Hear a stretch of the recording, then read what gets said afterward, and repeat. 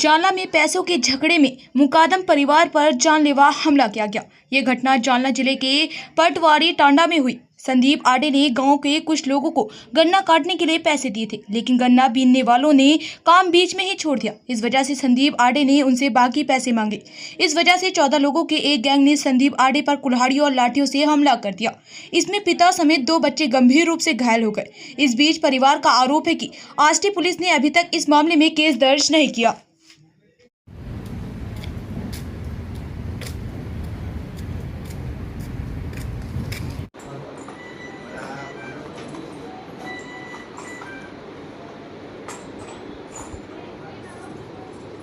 काय घटना घडली, एसपी साहेबांना निवेदन द्यायला आलात, काय सांगा?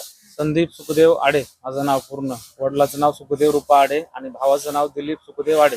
आम्ही तिघं बाप लेक राहणार परतवाडी टाटा येथे आणि तालुका परतूर डिस्ट्रिक्ट जालना येथे राहतो. तर शुक्रवारी 10:30 वाजता 10 तारीख 7/2026 रोजी रात्री 10:30 वाजता आमच्या तिघा बाप लेकावर कुऱ्हाडीनं, कोयत्यानं आणि रॉडनं धारदार शस्त्रानं अटॅक झाला. त्याच्यानंतर ते आरोपीचे नाव आहेत रामेश्वर सुखदेव राठोड, परमेश्वर बंशी आडे, गंगाधर बंशी आडे, रोहन रामेश्वर आडे, रामेश्वर बंशी आडे, सांगुणा रामेश्वर राठोड, संजय सुखदेव राठोड, समाधान गोरख चव्हाण, संपत दादाराव चव्हाण, गोरख नारायण चव्हाण, संतोष दादाराव चव्हाण, ताराबाई सुखदेव राठोड, बंशी रूपा आडे आणि दादाराव नारायण चव्हाण असे 14 जणांचे नाव आहेत. तरी आम्ही इथं एसपी साहेबाला पहिलं निवेदन दिलेलं आहे 13 तारखेला. तरी दुसरं निवेदन आम्ही देत आहे की त्यांच्यावर अजून कारवाई झालेली नाही. तर साहेबांना एकच विनंती आहे की त्यांच्यावर लवकरात लवकर कारवाई व्हावी आणि आम्हाला न्याय मिळण्यात यावा.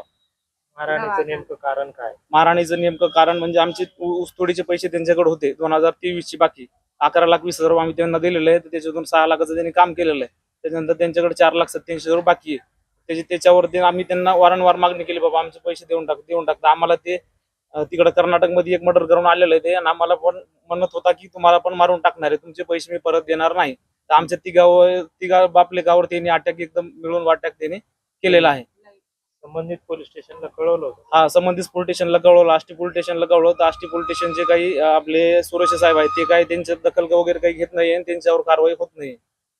काय मागणी तुमच्या? आमची मागणी एकच आहे की त्यांना लवकरात लवकर साहेबांनी शिक्षा करावी आणि आमचं काय जेवढी आम्हाला म्हणजे मारहाण वगैरे जेवढी मारहाण झालेली आहे, वडिलांना 12-13% पडलेले आहेत. माझा हात फ्रॅक्चर आहे आणि भाऊ आमचा सिरियस आहे. आपलं ह्याच्यामध्ये वर्कआउट हॉस्पिटलमध्ये ICU मध्ये ऍडमिट आहे. अजून 7 दिवस झाले साहेब, त्यांना बोलता येत नाही, जेवण वगैरे काही करत नाही.